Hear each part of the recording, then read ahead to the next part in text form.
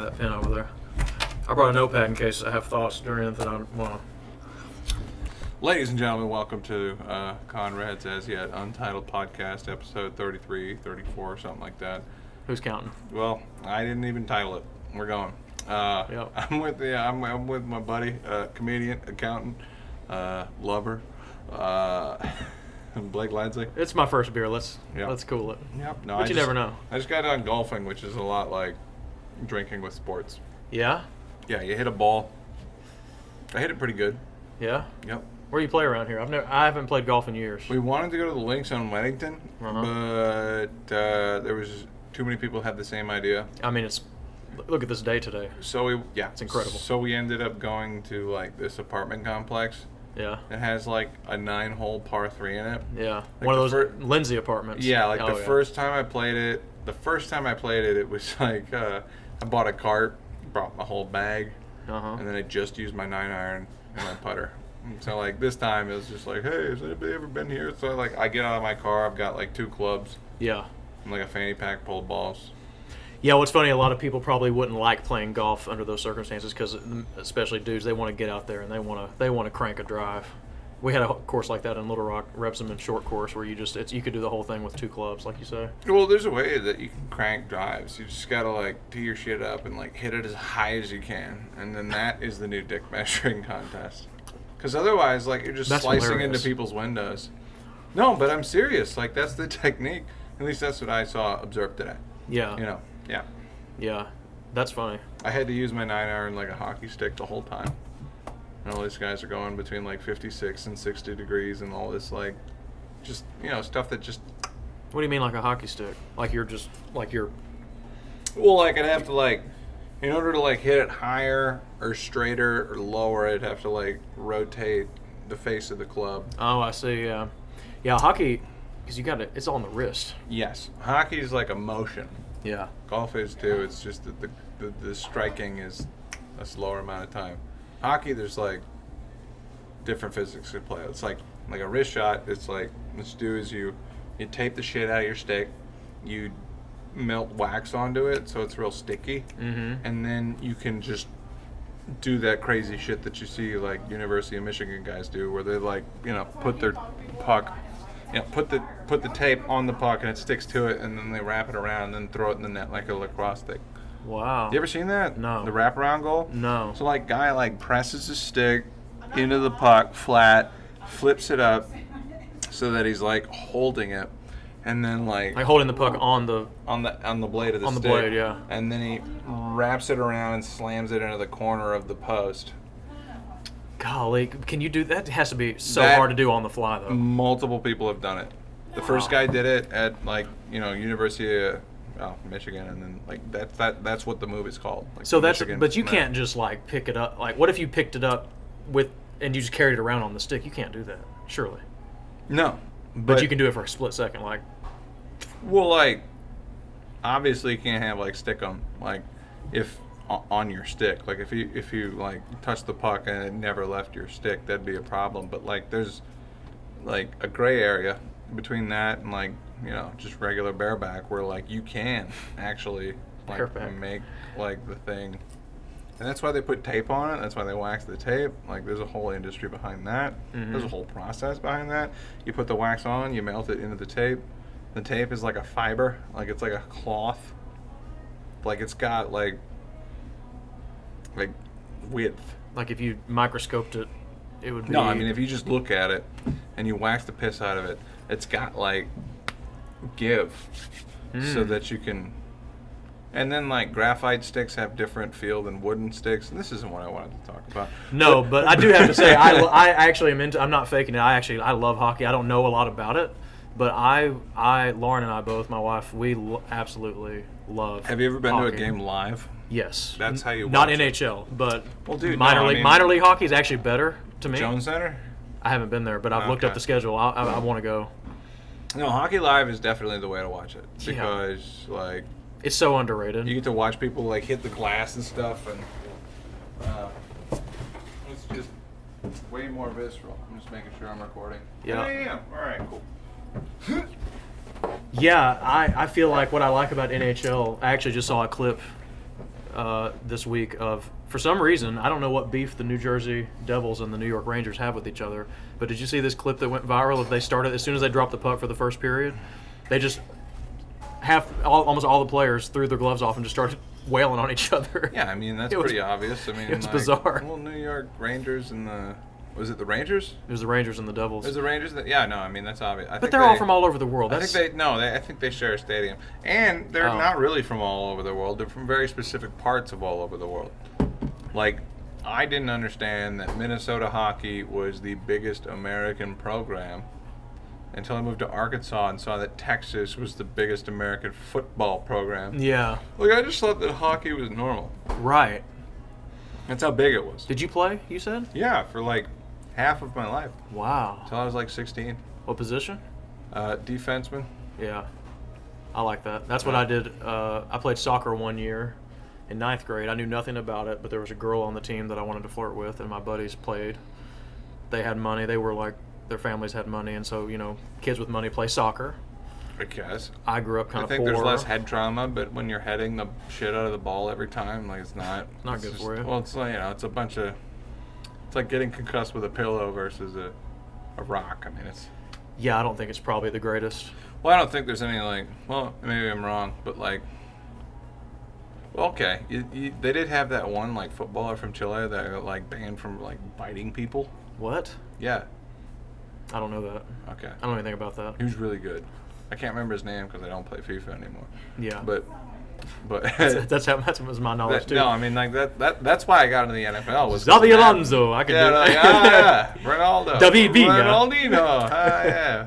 Dude, that game was fun. I know Brazilian culture. No. Right. Yeah. No. But yeah. But I played 1 year and I played defense when they put me in because I didn't know how. I had the coach would be like, say you played soccer, and I'm like, no. I mean, sorry. Yes, I told him that I had, but I had not. I knew I was lying, but I just wanted to get in the game. And he was not a soccer coach. He was a basketball coach who just did it for extra money. And the club kids got real coaching. How much money is in kids soccer? Enough for this guy to. What the fuck? I don't know. Coach Garner, shout out to you wherever you are. God dang. He was a jerk to me, man. He could tell. I think he knew I was full of it.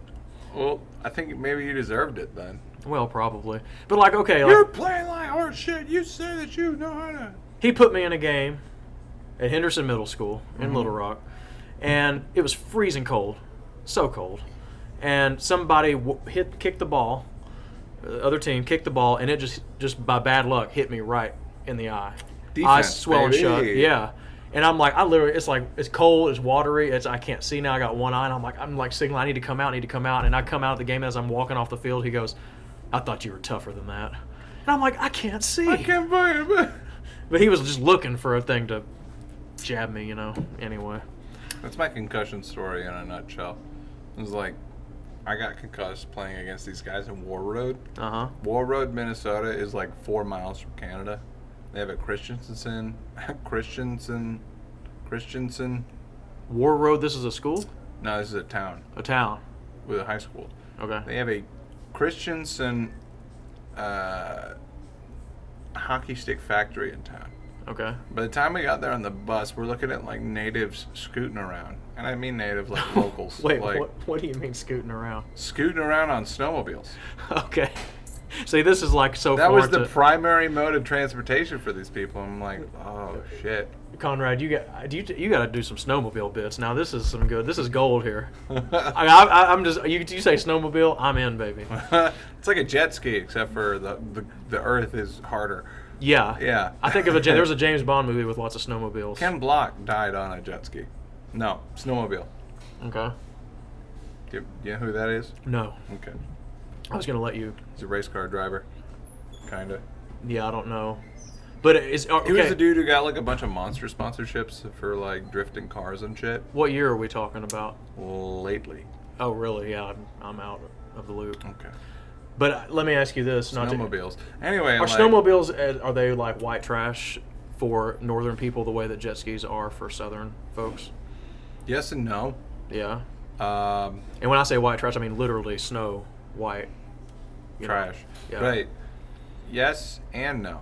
Okay, so my experience with snowmobiles, riding them, right, has been limited to cul-de-sacs, white trash, and/or airstrips. I don't think when you live on a street that's in French, I don't think that's white trash, is it? Well, if it's a cul-de-sac, then you're doing good. But if it's a dead-end street, Right. then it's bad. Right. And this is maybe more of a dead-end situation because there was a lot of like loose parenting. Right. I remember like tucking into a ball after like I remember we were getting pulled around on a toboggan. Uh-huh. Me and like 3 of my best friends getting pulled around on a toboggan by my buddy's dad, who I later learned had a crack problem, on a snowmobile. That doesn't sound like a northern thing. And we ended up, well, it's pervasive, actually. So, I guess everywhere. But like, Okay. yeah, okay, yes. The CIA's distribution network is wide. No, yes. Yeah, anywhere where there's a city. Anyway, but yeah, no, like, so he was tugging us around on this toboggan, big long sled. Right. You know, and like I ended up like getting fucking whipped off of the thing, like on the asphalt, like on the street, because like, you know, snowmobile is a versatile vehicle. Right. You know, and they plow the streets, so like you can hit these points where you can. Can you legally drive? Like, is this fine to drive down the street if there's snow on the ground? Do they let you do that? It's actually not good for the snowmobile because the steering is skis. Mm-hmm. What I mean to say is like there's points that you could skip over. I see. Like if you go way down the rabbit hole with this snowmobile shit, I'll show you some videos after the show where there are people who are driving across lakes with these things.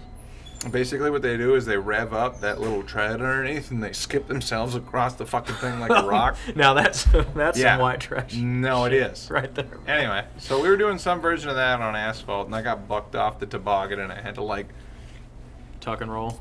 well, go into a fetal position, like spin like a hockey puck and try to slow down before I hit the curb, and a bunch of shit could have gone wrong. Dude. But that was just childhood. Do you ever think about that? How many moments like that? Well, dude, Almost. I think about like pre-internet growing up. Yeah. I think I'm very fortunate to be like maybe one of the last people to do that, because my form of entertainment was like, oh, we got a new cardboard box. Me and my little brother are gonna throw my little sister down the stairs in it. Yeah. Not like throw her, but like try to sled her. Right. There's a sound that you make when you're doing it good. Right. Yeah. I know what you're saying. Right, yeah. I didn't have a 2-story house, but I can picture it. Well, the thing about Minnesota is, according to building code, because there's a frost level, if you don't have a basement with like reinforced foundation, then your shit gets fucked up whenever the frost comes. Because Okay. parts of it convert into water before the other parts, and then your shit slides off. And that's why, like, Your house slides off the foundation. yes, and that's why, like, all of the houses above the frost belt have basements. Okay. All of them. One of the reasons that like places down here don't have basements is a combination of not needing to have them for that reason, and then termites, Oh. because it's too cold for termites out there. Okay. So like, yeah, you don't want a basement in the south because if termites fuck your shit up, then Your house will just fall. well, then you're fucked. I mean, yeah. Yeah. Now, why you wouldn't just make it like a regular ass basement, Mm-hmm. concrete? Beyond me, I don't know. I don't know. Basements always seem like, I'd watch that 70s show and the basement looked so fun. It just Well, looks. It looks foreign if you don't have them. Yeah. You know, like and yeah, Oklahoma, Arkansas, all the way to. I mean, they probably don't have basements in fucking Florida. Like, Yeah. in fact, like this whole part of the country wasn't able to be like not settled, but like not populated before the invention of like air conditioning. We're the only people in this fucking restaurant right now. Yeah, I guess. That's I would have thought with the baseball game on, there'd be some folks here, but. Yeah, I don't know. The vibe is good. Yeah. Even. We're not getting flagged for shit right now. What is No? it? Oh, yeah, Alright, check cool. in. Check. Oh. I don't know, sorry. So that like is a sound, so when it turns red, it's like clipping? Well, no, so yeah, well, kind of. So, Anyway, like, sorry. if I wanted to expedite this process, I'd keep a journal on like exactly what setting to have in a situation like this. I'd be like, no music, corner, 120 degrees, input set at 68, Mm-hmm. gain stage on the phone at 5.5, I don't really do that. What I do is, I try to encourage anybody to talk about stuff that would get them fired, and then I'll press that button. And then, like, editing with artificial intelligence is fucking cool, because what I'll do is, like, I'll take this, I'll have AI read it, it'll, like, listen to it, generate a transcript that takes, like, a minute, then I can highlight any word that's problematic.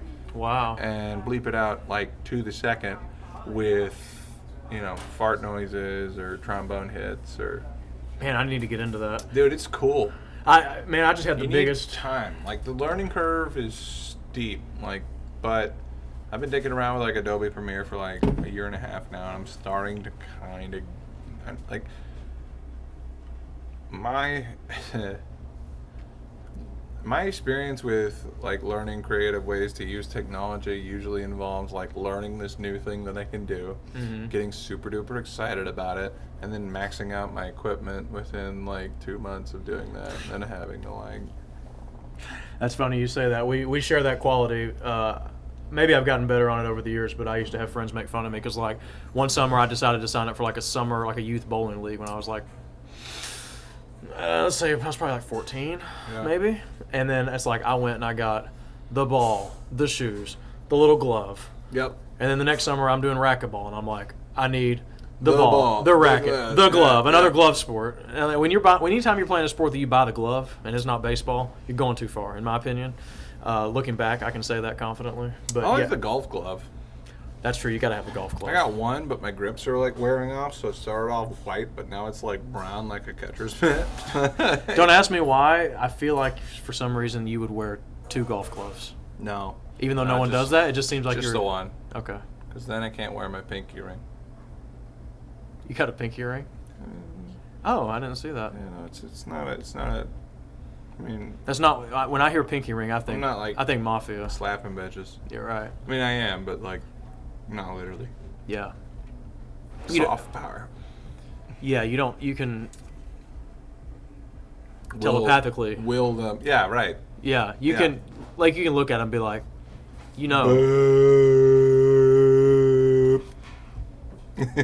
Yeah. You ever seen those people doing that slap fighting? Where they just slap the shit out of each other? And that's like a sport. One of my dispensary clients sponsored a guy to go to Las Vegas to go to one of those tournaments.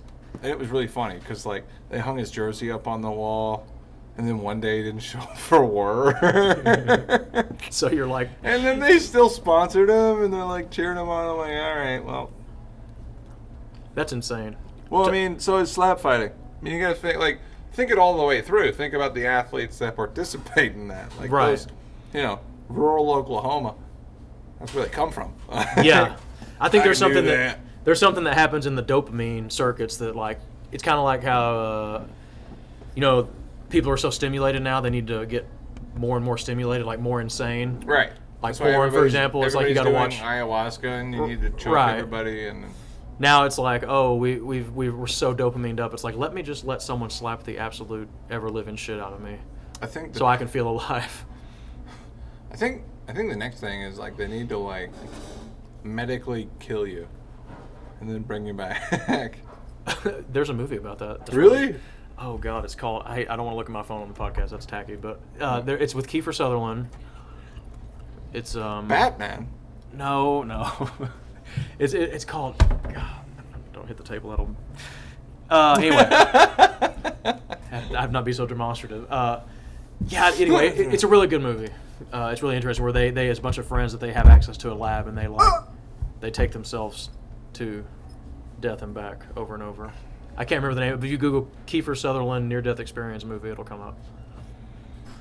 Like, what was the crux of the movie? Like, what do they gain from, like... I mean, they're not grateful, because at a certain point, they're just addicted to the... I think it gets real dark. It's been so many years since I've seen it. I just remember enjoying it. One of them actually dies. Well, I don't remember. I like it here. Oh, yeah. Something like that? I don't remember. Okay. Must have been an incredible movie. Listen, I'm not a big movie guy, I'll be honest. A lot of them, I don't even watch. I'm trying to think the last...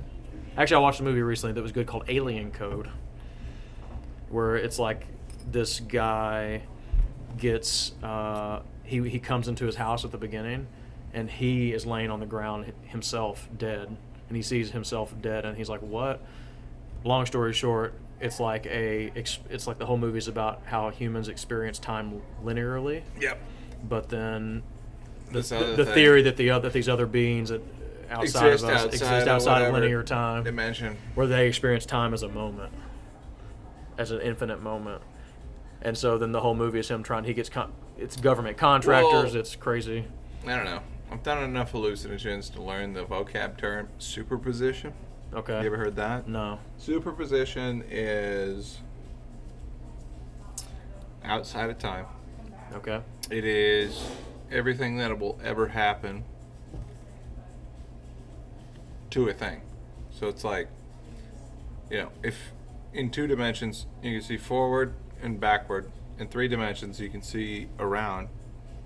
If the 4th dimension is time, looking at that from the 5th, I guess, would be looking at you having done everything you've ever were gonna do. I picture like an electron or like an atom. It's like a probability field. Right. Basically, yeah. Yeah. It's like a cloud. And at any given moment, you observe and you could be doing any of you're doing like all of the things you've ever done at once and none of them. Right? Well, that's where it's interesting because, coming into our, perception, being able to choose what that is. Right. That's one thing that I can't really reconcile with the 5th dimension looking down on the 4th is but then again, I don't know. But if it's the 3rd looking at the 2nd dimension, if a guy feels like he has the choice to move forward or backwards, I don't know how that's different than. I don't think you want to give people that choice. That sounds wild. That's the people cloning, the ethics of what if we could live forever. If you gave people a choice, like time travel, well, I mean, it just would be complete chaos. I hope that. The problem with time travel is that it's not just time travel. Like the Earth within space in the solar system is in a different spot in the realm of the universe than it was a year ago. Mm-hmm. Because people think it's like a frisbee. It's more like a football. Right. And it's getting pulled along. So turn on the time machine for the trial. You go back in time, but you're in the same location in space, and there's nothing fucking there yet. The whole galaxy is shifting too, right? Yeah. Everything's constantly shifting. That is a huge problem. Because, well, this is a question. One of the first things I ever asked ChatGPT was is time the result of motion? Or is motion something that we observe because of time? And I think damn, dude, I like that. Because it tickles my brain. Well, I think that because everything is hurling through space in that football is the reason that, well, it's easy to understand aging. Mm-hmm. We're whirling around a nuclear furnace. Mm-hmm. Everything gets fucked up by that. Right. Everything. Right. All right? The fact that we don't a little bit slower than other shit is remarkable. Yeah. And trust me, we're very white. We truly understand, dude. So the damage. I've been working at the vape store, actually doing retail, when I first started for the first time in 5-something years, and it sucks because we have a dysfunctional business, and I have to apologize a lot. Yeah. And the people that have come in have just given me a tremendous sense of gratitude. The people coming into the vape shop, in one day in 2 days, I talked to one lady who was 5 max surgeries in on 12 because her Vietnam veteran husband tried to wrap the Dodge Ram around a tree on her side of the car before the EMTs could rip her out. And then, like, the only person that she could find that would actually believe that he was a piece of shit was his own mom. Uh-huh. You know? That's saying something. And now she's getting, like, protection for being, like, you know, with the family. And he's just... And I'm sitting there looking at this lady trying to figure out why everybody in Oklahoma has this Jerry Springer bullshit going on in their lives. And I'm like, how come people have time for shit like that? Yeah. And she told me that alcoholism in Oklahoma is considered a disability by the state. You can get paid to get hammered and fuck your own life up. That's a lot of people do. And the reason they don't leave their hometown is because they can't imagine not having that. It's like a soft oppression. It's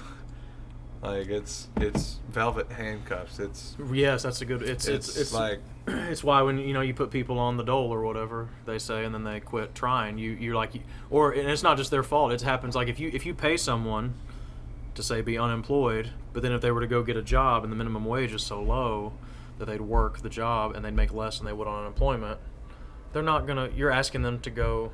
It's unfair. Well, I understand the point of like universal basic income because I know exactly what I would do with $1,000 a month. Right. I'd quit my job and I just focus on the entertainment thing, and that's what I would do. Yeah. I have a concrete plan for that. Like I know what I would do. Yeah. And the problem with that kind of thing is that, and this is a recurring thing in the podcast, is that I don't really think that most people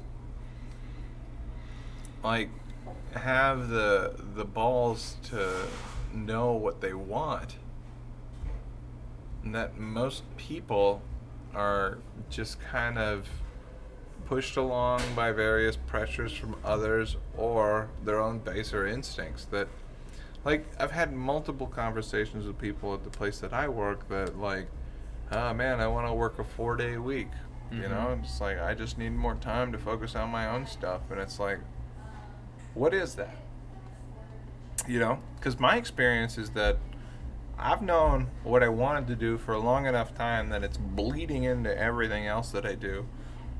Like, whether they want that to happen or not, like, that's part of the deal. Right. And I know exactly what I'd do, you know, if I didn't have to clock in, right?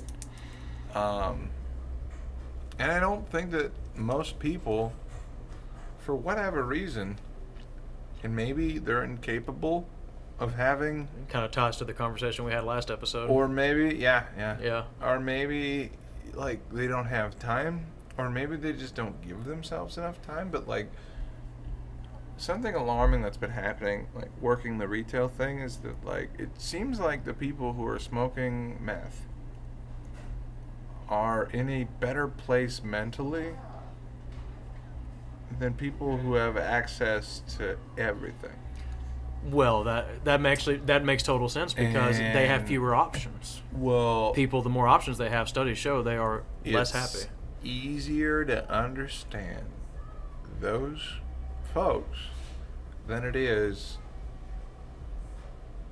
like a lot of the other ones. And that, like, you know, America being number one at everything, you know, if we're the first at technology and that ends up being detrimental, and now we're the first in mental illness, like, and now it's all profit driven by like shareholders. Whenever you get, like, if you make an initial public offering and you have shareholders, then you're basically, I don't want to say like succumbing to pure evil, but like everything is basically decided whether or not the stock prices goes up or down. Right. And that enables you to make a bunch of questionable decisions. And that, like, you know, that's why I like doing comedy or like art, is because it's pure entrepreneurism. Mm-hmm. And it's almost free of human suffering except for the part of the creator. I was gonna say, there's a lot of human suffering in a comedy scene. Totally. No, I get that. Like, dude, there's been a guy. Like I told you about that. He's coming in. I was gonna invite me over. Oh, Dion. I wish you'd get into comedy. You're better than us. You better. You touch on a lot of things there that I was making notes that I think about these things a lot. A lot of what. So you're talking about stock price, yada yada. We have a problem in this country. It's kind of ties to the deindustrialization of everything. We've offshored everything. Too much of America is financialized. Right. People are looking. Remember last episode we talked about rent seeking? By the way, episode 29. I don't know what episode it was, but people are trying to figure out, like, normally the way that life should go. They print the money, they throw it into the economy. People compete with their goods, their services, their God-given talents, and they get their little piece of the pie. And then the human values that we all share, we all agree by exchanging this money, what we want our society to look like. Now we have people that are just trying to find out how to squeeze the most, extract money without providing any real. Take a thing that somebody likes and then figure out how to like juice it for as much as it can, and then limit the access to it. Yes. Like, I mean, you saw it with the internet. Like, when the internet started, there was a big, like, you know, Pandora's box got open, you had torrenting. And then for like a brief moment in time, there was an invite-only site that was like the Library of Alexandria for music. Any song, any format, any album, anything. And the way that worked is like the whole site was, your access was based on how much you contributed. Mm-hmm. So like you'd have an incentive to go to the library and find some obscure shit, and people did. A lot of people did. Like Trent Reznor ended up like getting kind of like, hey, what do you use for samples? And he's like, I don't want to say it, but right now that doesn't exist. And now you got Spotify. You got this bald guy, looks like.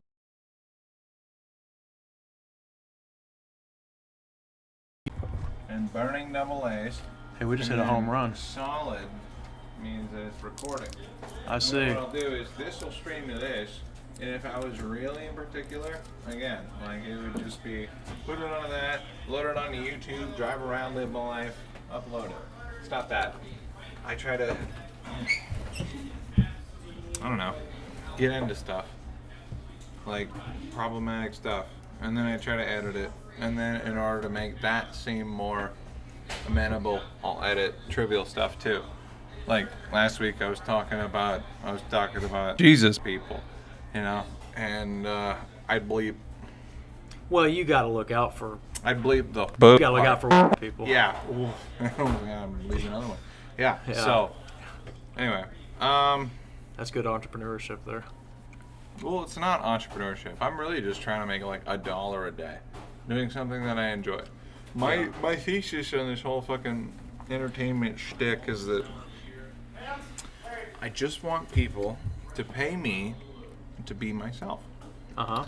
And I have spent a lot of time developing that, and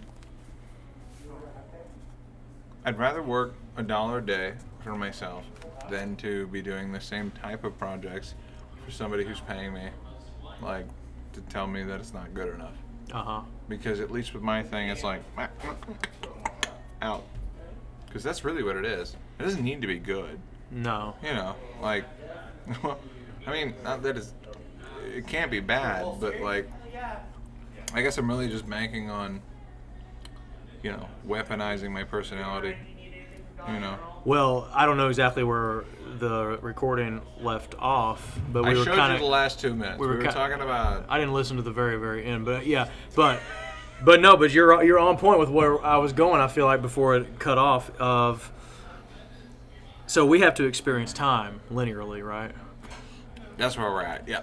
And a lot of people, you're talking about trying to. I'm going to be honest. I hate when people say monetize something, even though it is a thing. But that's kind of the mentality that. Well, I mean, that's capitalism. Yeah. I know. No, I mean that is. I get it. Internet fucked it all up. Like everything is content now. Right. And You can either. We're here. Like I could just be like a 30-something-year-old dude hanging out with a friend, but that's not feasible. Right. Anymore. That's true. Especially like post-pandemic, like the number of, as an employer, the number of people that have somebody hired that just like don't have friends. You know, like Wait, what?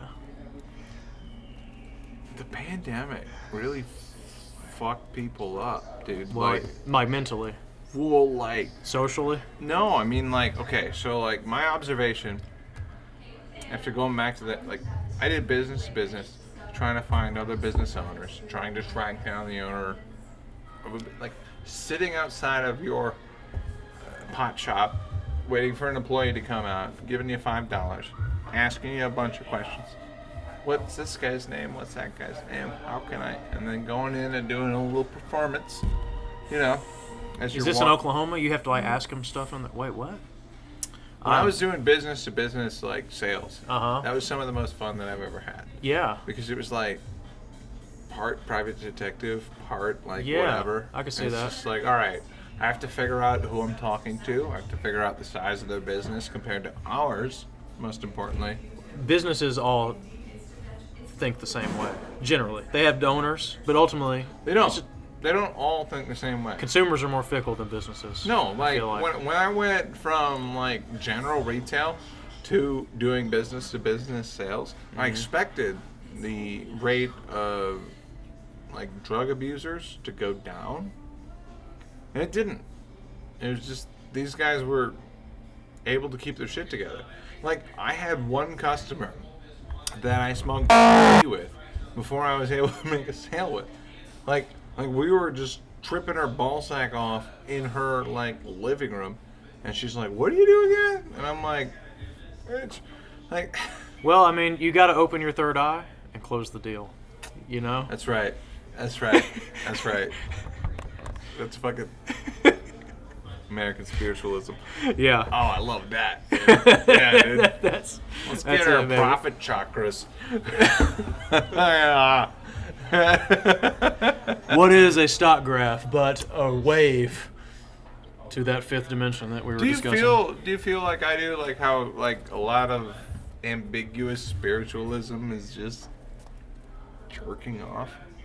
Is it okay to just admit that you don't know anything, that you're gonna die, that like People don't want to do that. you want to imbue meaning into anything? Like, like We could go like- so deep on this. I've been flirting with some spirituality more in my life than ever. I mean, I'll be 40 in June. 48. 40 Oh. in June. I'm gonna say, Sorry. man. My the country age really accent. Good or bad? No. No, I mean, you look pretty great. I mean, I don't know. Like, okay, I get that a lot. I recently wrote a joke, the way that you can tell, specifically on bald dudes, Yeah. like how old they are, is ask them to raise their eyebrows, and then you count the rings. Yeah, and then every single fold is like 2.5 years. Bro, that's So, a like, good I'm joke. I'm at like 13. That's a Yeah, good joke, no, dude. Like, yeah, and all I have to do is just keep a good poker face, and then I can keep fucking. I don't know. Yeah. I have to figure out the punchline, but God, I don't know. That sounds like a punchline to me. well, count the folds. Yeah. Rings like a tree. Folds might be a funnier. I think Count Michelin. Like, I don't know. we can talk about it after. Maybe people don't want to watch a writing session. I had a great writing I session. don't know what with, people want to watch. I'm just trying to have fun. That's like that's the mission statement here. It's like, have a fun conversation. Hope that it's cool enough that anybody who's bored enough to listen to my stuff is, yeah. Yeah. Well, you have. What's fun about your podcast is you just have a diverse group of folks. Honestly, when I watch your episodes, the other people, there's a lot of people trying to learn.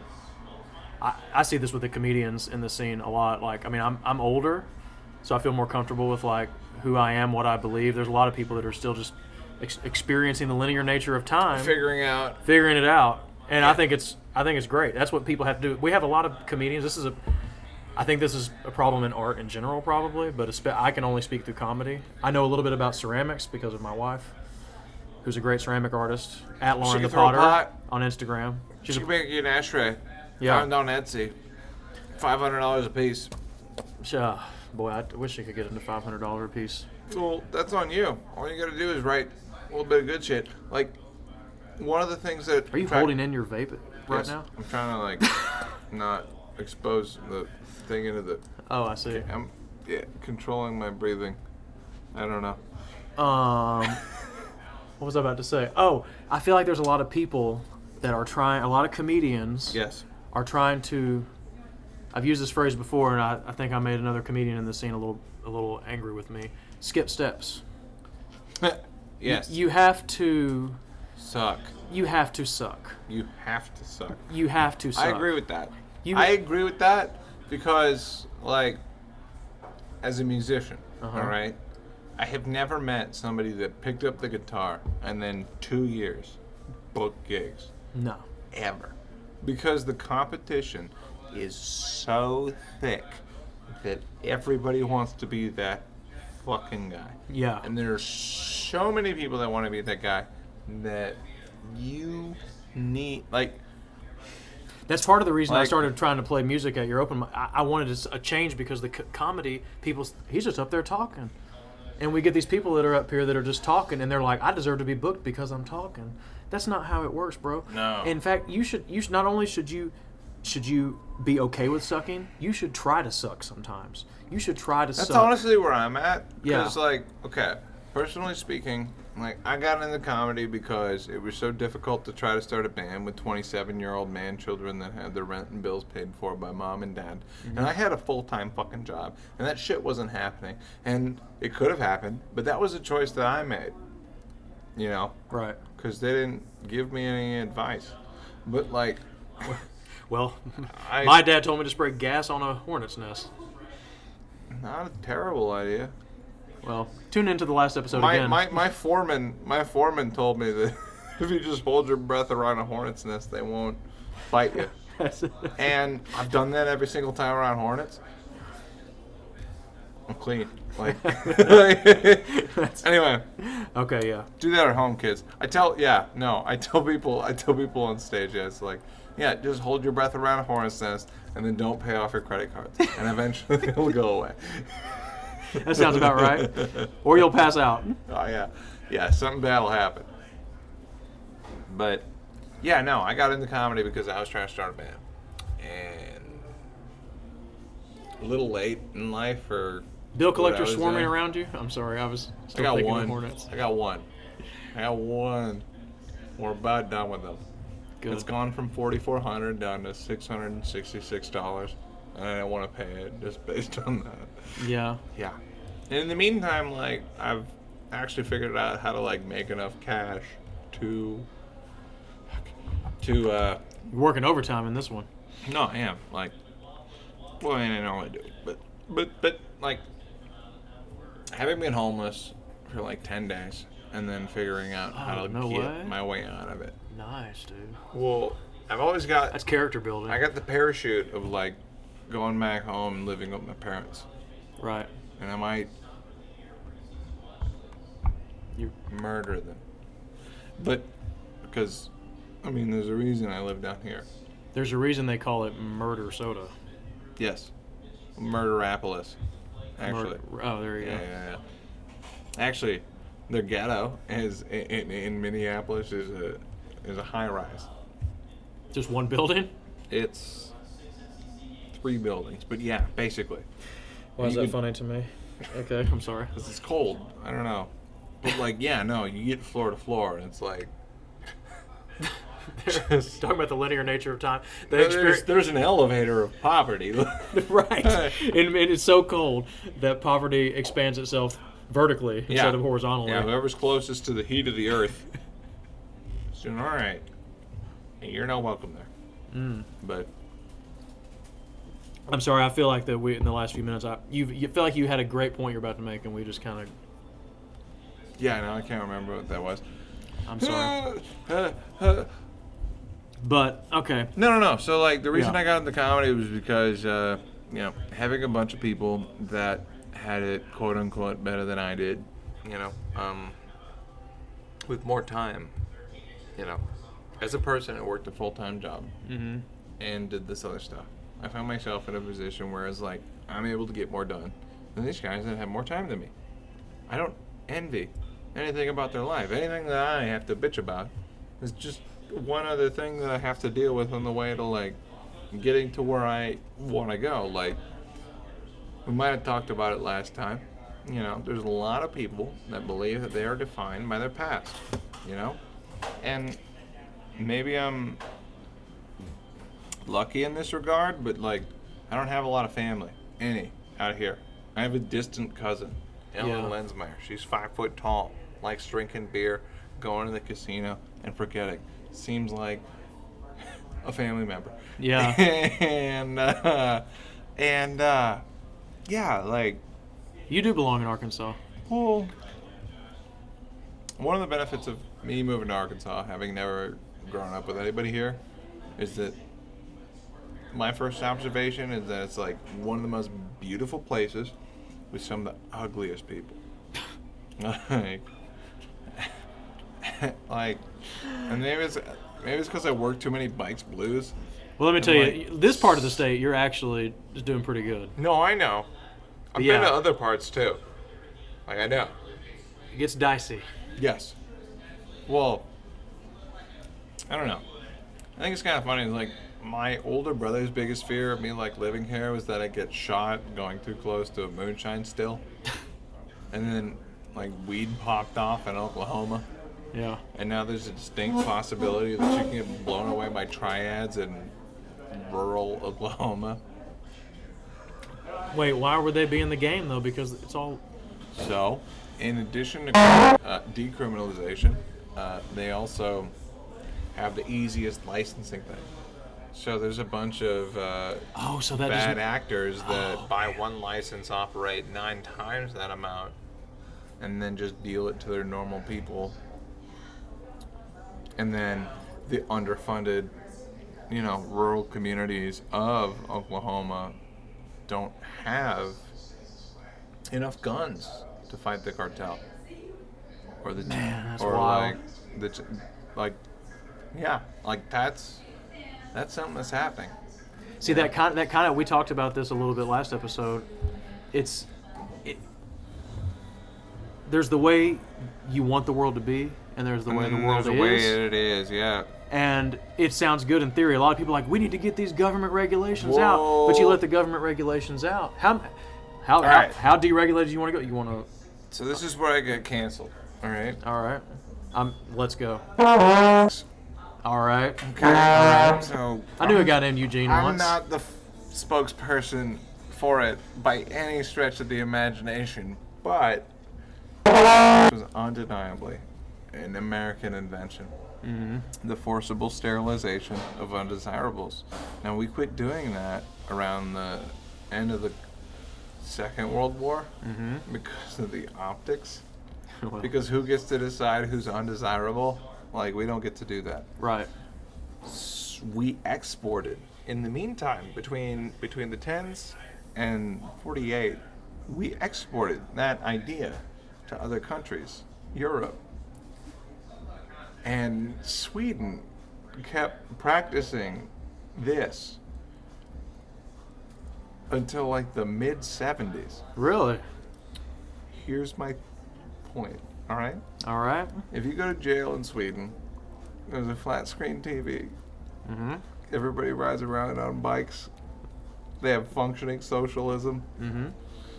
We have Honey Boo Boo. Right. I don't Does think... it work? Does it work? So let me make sure, you know... Marker. Does it? I don't know the word for this, but I'm not. let's just say supporting common... it. I'm just saying that, like, those are the facts. Common- That is what it is. Let me make sure. They say it's really good to have good communication. To make sure you repeat back to the person you're communicating with what you're hearing. You want to? Yeah, please.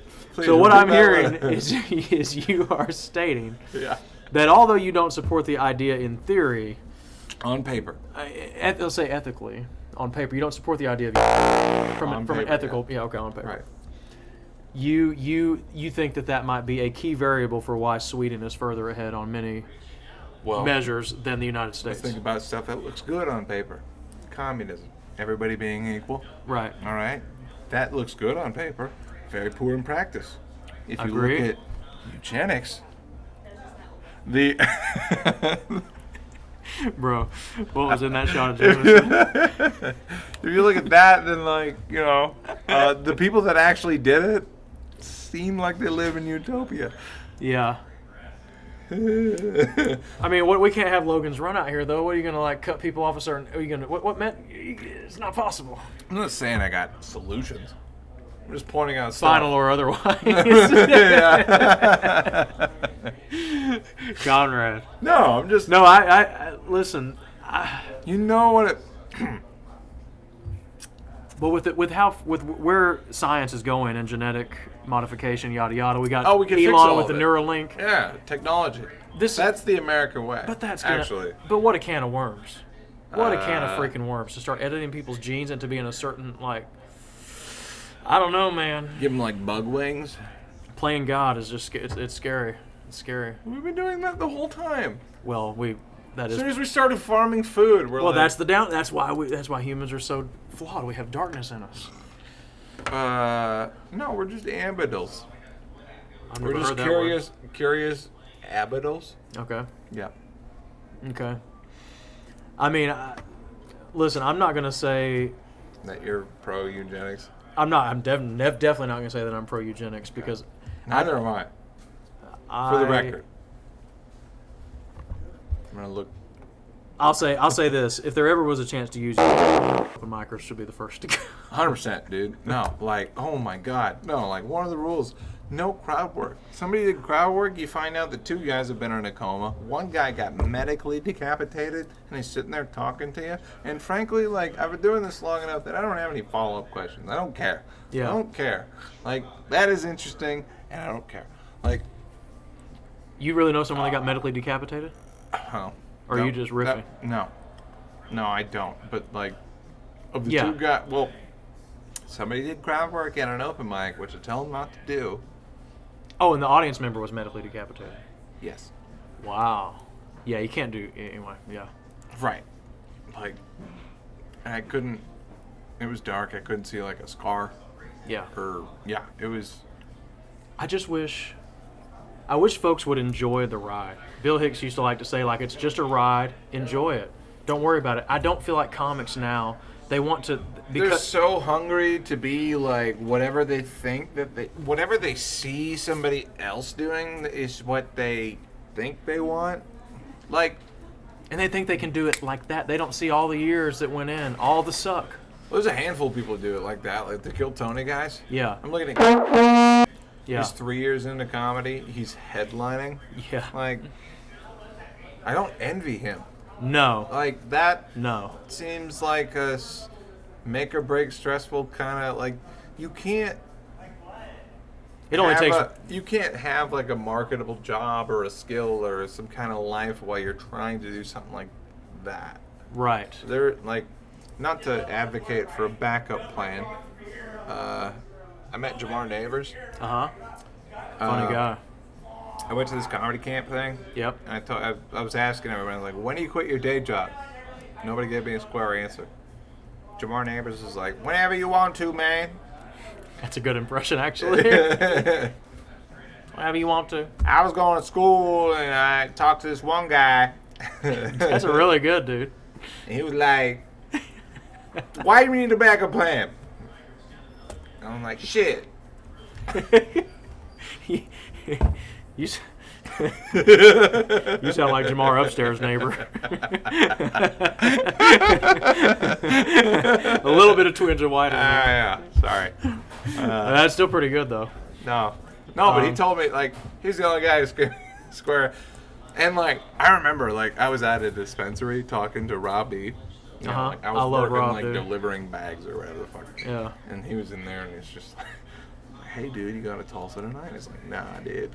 Hanging out with the girlfriend. You just have to have some balance in your life, man. And I'm like, no, you don't. No, you and I'll ask him about that, to this day. He'll be like, I remember that. You're right. Rob plays it so cool. Yeah, no, he does. He's so chill. Hey, everybody, I'm homeless. What? No, he's not homeless. Oh, okay. I was going to living say. with his dad. Yeah. That's good. I'm trying to be monotone. We could talk about this off. This won't be interesting to anybody, but he went on. he went on a road trip with his dad recently to New Mexico, and it was so adorable. He was like posting pictures, and his like dad's it was warm in my heart. As someone who similarly has strained family relations, I like to see that. I'm talking about family stuff. Jesus Christ, dude. I'm looking at like. Why does My Pillow written on your hand? Because I don't wash my hands enough, and was that a joke? It was a set list, yeah. A 2-joke set list? Yeah. It's a jumping off point, and then I'll. I don't write My Pillow on my hand. I just look for someone in the crowd that has a cross necklace on. Yeah. And I say, I got my My Pillow joke. You want to hear the joke? I would love to. Okay. Yes. So the My Pillow guy is a born again Christian. As you know. But in his previous life, he was smoking crack. Mm-hmm. And the entire time he was smoking crack, he was just trying to fall asleep. It's got to be the best pillow ever made. That's a good joke, Conrad. That's really good. Is that a new one? No. Man, that's really good. No, yeah. And you know what you should do. You were talking about smoking. They smoke in Minnesota because one of the things I think man. They do. Get me started on comedy. I think. I'll make sure I'm recording it. Yeah. Because we. The audio only, and then I'll just. We're about to end up doing a Rogan podcast 3 hours the way this conversation. Oh no, it's going. Hell yeah. It's going. Oh yeah. We're 24 minutes. Definitely recorded this time. Hell yeah. I'm big on transitions. I think that one of the things that helps a joke get over on the crowd is cutting your penis off. Is the natural. Well. Wow. Learn to carry it better. I hope that got picked up on the mic. Maybe. Is that Kyle Gilbert? I don't have enough to carry. That's just a guy with a beard and a hat. All right. It does look like Kyle Gilbert. Well, looks like any guy. I think that one of the things that helps a joke get over on the crowd is how naturally that topic comes up. That is the premise of the joke. I think it's. You mean like the one-sided conversation that you have with the crowd? How naturally you can. Yes, it is. That's kind of what it is, though, right? But like, it is. Well, let me back it up here. All right, so like. Before we get too far off, I want to but tie the in Minnesota, where you're from, to the My Pillow joke, because it'll make it seem like a natural. There. Huh? Because it makes sense to talk about where you're from. Oh gosh, I'm so cool. Anyway. So yeah, let me back it up. Go ahead. Oh shit. I'm sorry. God, I should have done that. No, yes. Can't remember, marker hit the table. We were talking about transitions, and she said, cutting your penis off. And if you can't carry it, and then I said, I don't have enough to carry, and then we were talking about transitions of jokes. You said, let's back it up. That was your key. You said you were about to get into something. Yeah. Let's back it up. Damn it. Right. God, I'm sorry. I just want to get that point out. It'll come back to you. Think, juvenile. Think. Use a fine motherfucker. Won't you back that story up? Think, juvenile. Come on, Juvie. Come on, Juvie. What was that song if he started going by? Do you think when he was younger he went by Juvie? I think he went to Juvie. Well, that's the joke. Anyway. I don't Actually, I have no idea. His Tiny Desk concert, by the way, is awesome. He has a Tiny Desk? Dude. Juvenile? It is hype as hell. Juvenile has a Tiny Desk concert. Holy shit. It is so good. That's rad. Yeah. That's cool as fuck. It's really good. No. Anyway. It had to do with joke ordering or writing transitions. Things breathe, you know? Yeah. We're trying to figure it out. In review, I think that a lot of artists / comedians. I'm reading this book called Thus Spoke Zarathustra. What? Thus Spoke Zarathustra. It is Zarathustra? Zarathustra. It is by Nietzsche. Okay.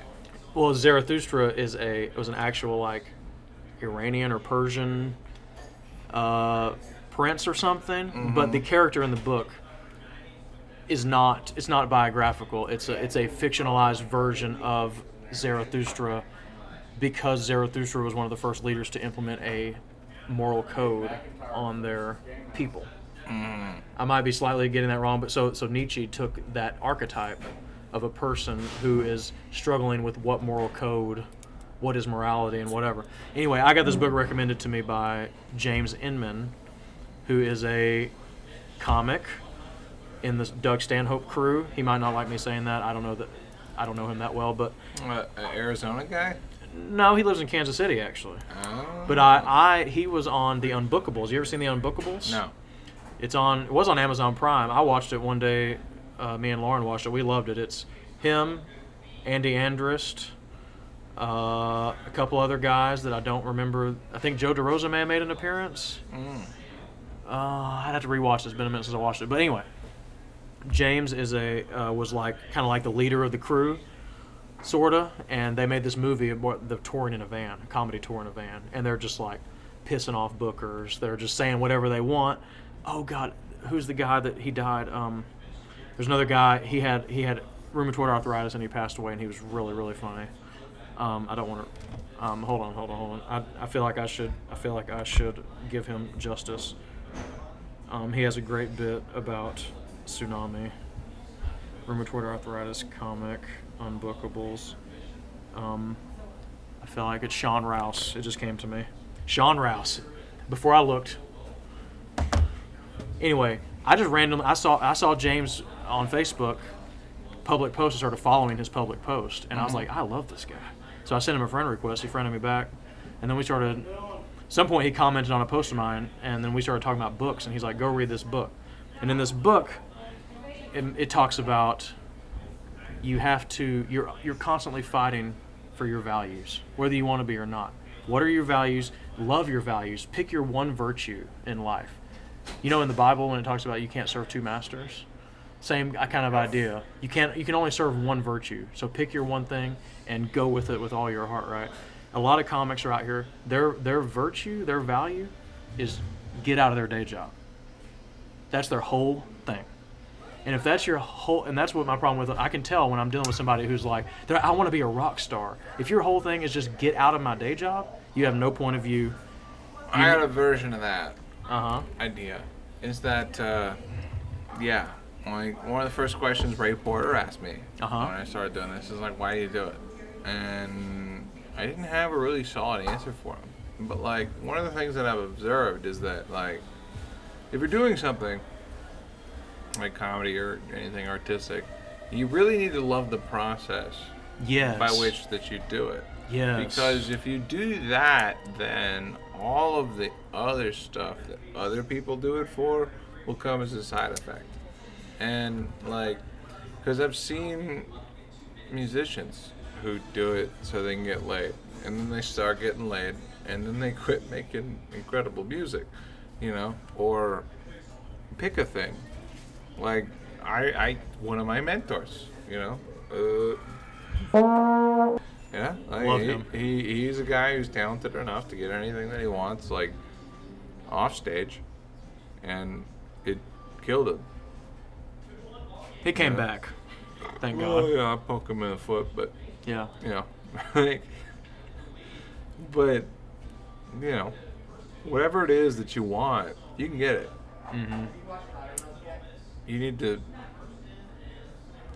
I mean, if you have any sense of longevity, or if you believe in something like legacy or something like that, you need to. And some people don't.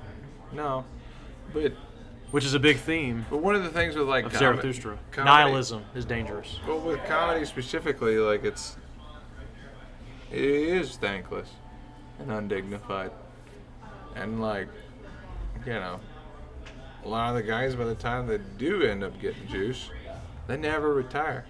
Mm-hmm. Because there's nothing that they'll get back that'll fill up what they gave up to get to where they're at. Mm-hmm. Yeah.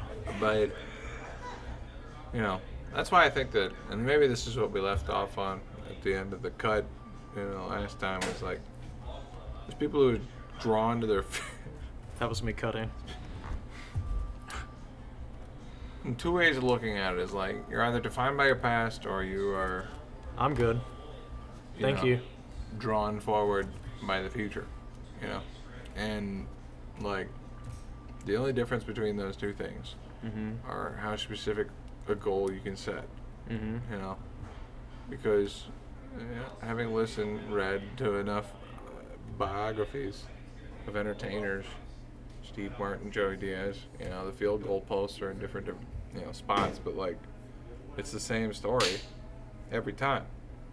Doubt, work, Excuse me. and work and doubt, and then past a point that they arbitrarily set for themselves that they wouldn't keep doing it, they kept doing it, and then The real mind fuck is when you get the goal that you think you always wanted, and yet you still feel like you didn't, like there's something more. Aaron Rodgers talked about this, that when he won his first, I guess he's only won one Super Bowl actually, but when he won the Super Bowl, he thought he would feel this great sense of relief and this he's like, I finally made it, but he said he just kind of felt nothing. That's kind of where I'm at, like with my entertainment career. Is like I remember when I first started, I'd look up to people. Yeah. And like, wow. Yeah. And now I'm like basically there. Like I am the person that gets people their first gig. Right. You know, and I'm trying not to be jealous of them. For some reason, like every day is like a gratefulness thing. Like you can't really ever be happy, like especially like as an artist, because I feel like great art comes from a place of discomfort. Yes. All I did was figure out how to like, what is the lowest point at which I'm willing to exist, and then figuring out how to like, bro, get Zarathustra literally. He talks in the opening of the book. The prologue is like he loves people who go down under, is what it says. You go down. You're willing to go down to come up. That's so funny that you said that when we were just talking about that. I'm telling you, you would love this book. I've only read. There's 4 parts. I've read the first part. I'm in the second part. I guess I am the book because I artificially put. It's like the artist Bible. Inman told me he said it's like a Bible for artists. Well, it's like my thing was like the reason I got into comedy. I'm like 20 something. I'm fucking broke. Yeah. I got a string of failures, businesses, bands, like nothing to really show for it. At this point, I think I might have strung out. Wait, what? But how does one become strung out on that? It was new then. It was cool.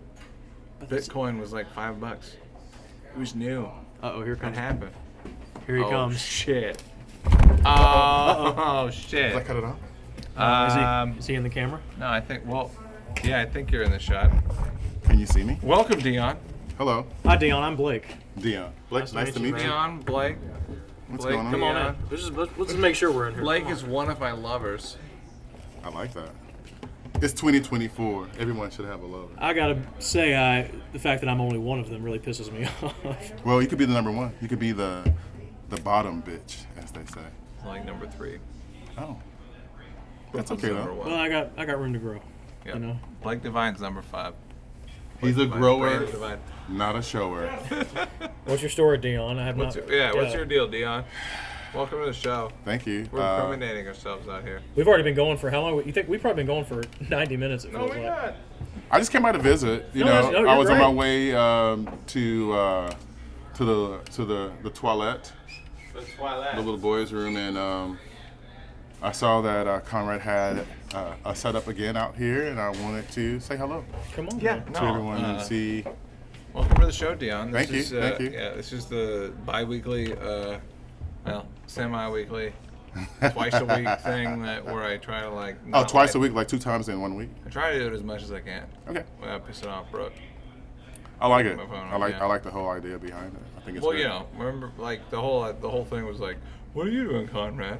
I'm like, "Oh, I got a podcast." You got a podcast? I'm on episode 30. I'm like, what? Yeah. Which episode is this? 33. Something like that. Yeah, I don't know. There's one I can't release because there's a business owner that might have incriminated himself.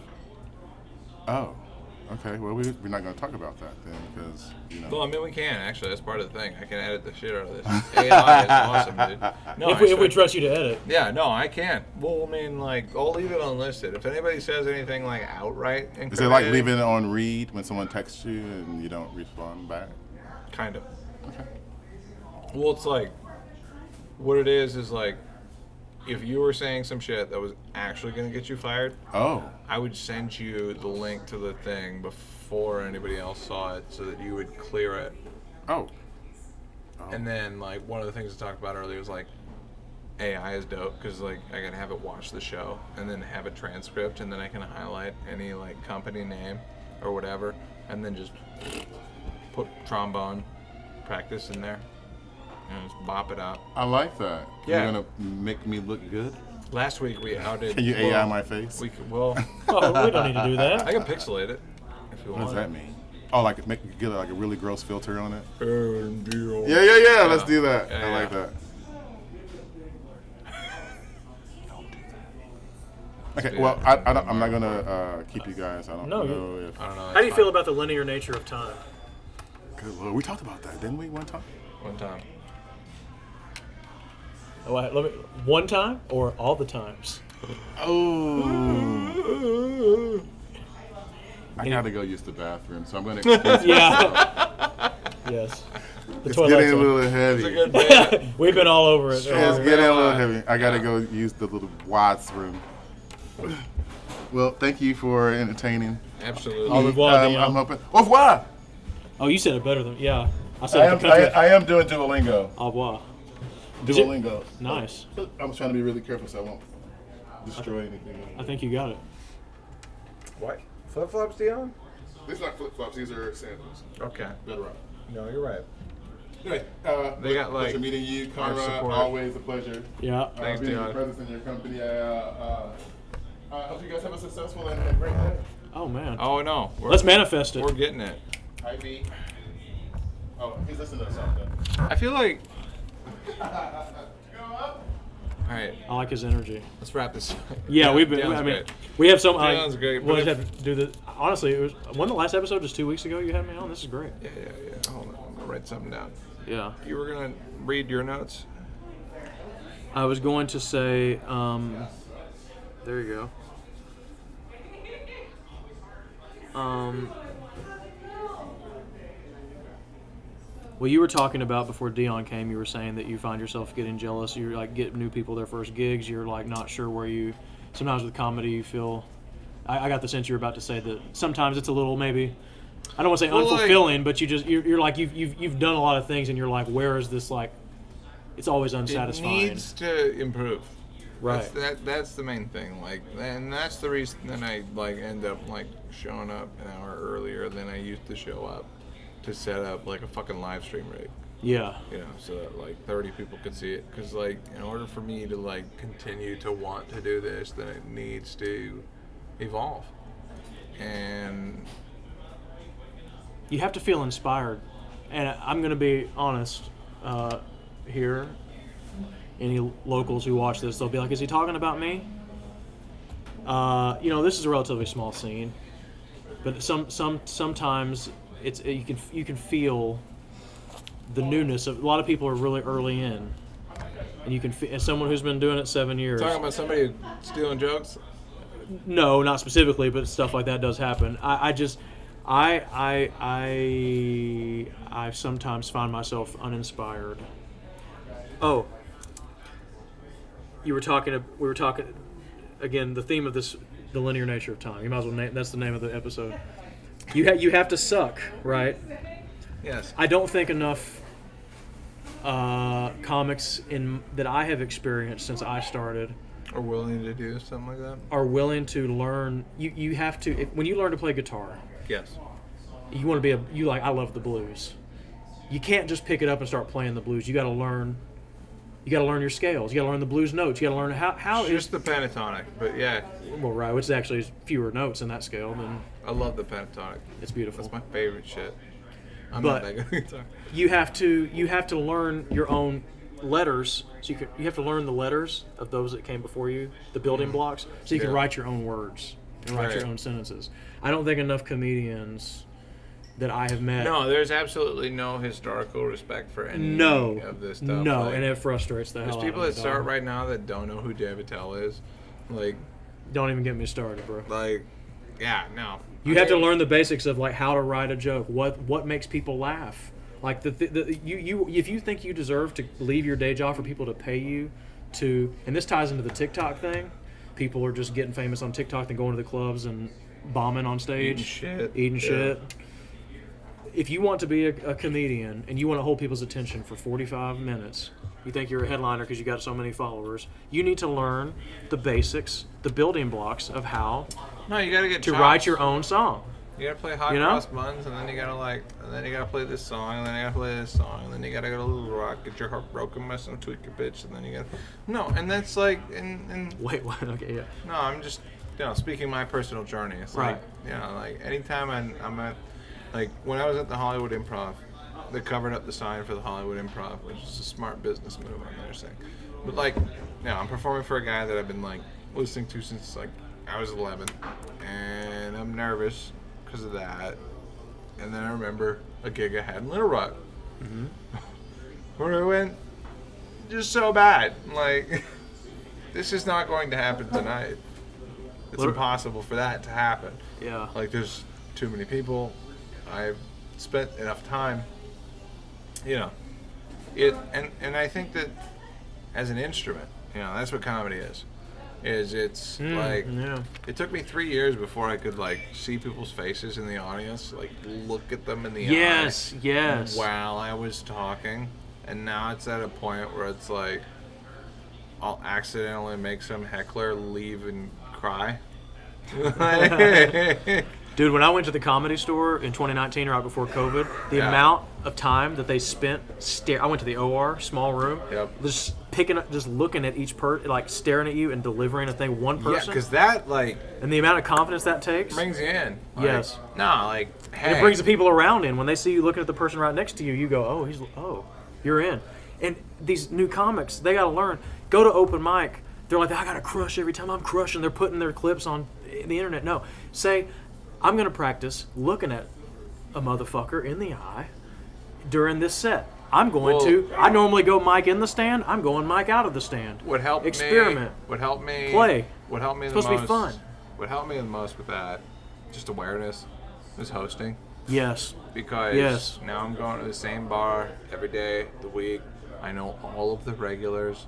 I know everybody's name who's in there. And that type of vision has enabled me to like go into somebody else's open mic Yes. and look around the room and be like, there's only 2 civilians here. Like, this is not a normal, night. Like, this is great. Everybody's going to support each other. But this is not the place where you get better. Like, Clearly. yeah. Like, New Province, Joe Means, he was hosting, and I was looking around the room. There was, like, literally only, like, 2 people at the thing, and it was like, all right, well, I'm going to go dirty the whole time. It's all comedians. They're going to love it. The 2 people afterwards are going to feel weird. And, yeah, that's how you succeed in this room. And the only reason I know that is because I've been in that room. Like, The fact that there was only 2 civilians in the room, this is what ties back. The community will lose faith in the local comedians if there's no accountability into trying to have some structure and get better. Right. Somebody has to be the one to be like, bro, you're sucking. You're coming out here with trash. You're doing the same jokes. Figure something out, because if the business doesn't draw people from the community, there's something beautiful about people creating and knowing. That's why I think that like comedians talking shit on one another is part of like the thing that keeps the system healthy. Yes. Like, God. like I don't feel like I'm not guilty at all whenever I tell Yes. other people, whenever I tell everybody Yes. like what other shit they're doing wrong. I don't feel bad about that. Yeah. Like if somebody told me, I'd feel bad, but then I'd probably adjust. Like I've been doing it a minute, like I just had tell me what I need to do to succeed. Like, I just had Joe Means say to me last week. He's like, "Man, you need to be more real. You need to be more yourself." I'm like, I don't know if people are gonna like some of the things. Like sometimes I'm on stage and I'm like, I really don't want to be here right now. I'm like, you people don't seem like you're appreciating the effort that's going into this. I just want to go off on the crowd. And he's like, tell him that. And I'm like, what? I don't know if that's a great idea. You don't know? No, because here's my advice, unsolicited. My main racket is this open mics, right? And the way that I run them, or the way that I pitch them, is like, hey, I want 2 beers, and if nobody shows up, I'll perform for 2 hours. And then once enough people show up that it turns into a 3.5-hour show, I'm getting 2 beers and $100. With the guarantee that if nobody shows up, something cool is going to happen. Yeah. And that's just something that none of the comedian open micers can guarantee, you know. And like the Connie 6 Job School of Business. That's right. Jack of many, like suck at 8 things. Market it as 1. Right. Yeah. The land of 1,000 lakes. Work on it. And the land of 1,000 sucks. Yeah. Well, okay. You don't suck. I'm just making a joke. Well, no, I appreciate that, but like, yeah, I'm not. One of the things that I'm starting to get booked in like these places in Eureka, and it's kind of fun because the bartender, you know, he looks me up. Oh, you're a comedian. I don't know. Joey Diaz used to live on my couch. I'm like, what? What? Yeah. What? Uncle You Joey? should roast everybody. I'm like, okay. I'll save my Joey Diaz story for the next episode. And then you play a couple songs, and then you fucking like roast everybody. And I was just like fucking around. Like somebody was just like, "Oh, shut the fuck up. I'm sorry." I'm like, "No, it's cool. This is as much the show as the show." Yeah. Like, it's really nice to like make good on the promise that I made to the local comedian troupe that I didn't need their help to put on a show for an hour and a half, because now the shows are 3.5 hours. Yeah. And like, it's literally like, it's just me in a room like this in a sandbox. I understand that the crowd's gonna change, you know. I know what to do to like make them enjoy themselves, and I know when the time is to like start in on fucking with them, you know. And You have a vision. Let me tell you this, Conrad. You know how to set a vibe, and that the fact that you live stream what's going on at your mic, you can't bullshit what's going on. If you're doing your show to take pictures for social media, to say, look at all these people, when it's like all your friends, or you're like, look at this short clip that shows the best possible light. You live stream, you put your money where your mouth is, and you say, this is what's going on here. Come be a part of the, like, it's beautiful. yeah, it's well, great. one of the clips that I posted was the most popular clip on my Facebook Reels right now has 44,000 plays, and it was a set that I did at the Looney Bin Comedy Club with like 13 people in the audience, and it contained a bunch of quote unquote hate speech, because the locals won't book me because I told them what I told them, Right. and meant it, and And they deserved it, I'm going to be honest. and I don't know what you told them, but if I know who you're talking about. Yeah, well, I basically, like, I don't know, dude. Like, going to, you know, or whatnot to get paid $20 to do 20 minutes for a packed crowd is great. But, like, They have a different value system. once upon a time, Then what? like, they had that gig on a Thursday. It was a packed crowd, and everybody got $20. Right. And then, like, I came in the night after and then performed for some teachers and tried to, like, keep them hanging out, and got $250 for myself. Yes. Like, I don't need to play the same game that all these other guys, like, and it's, I don't know, like.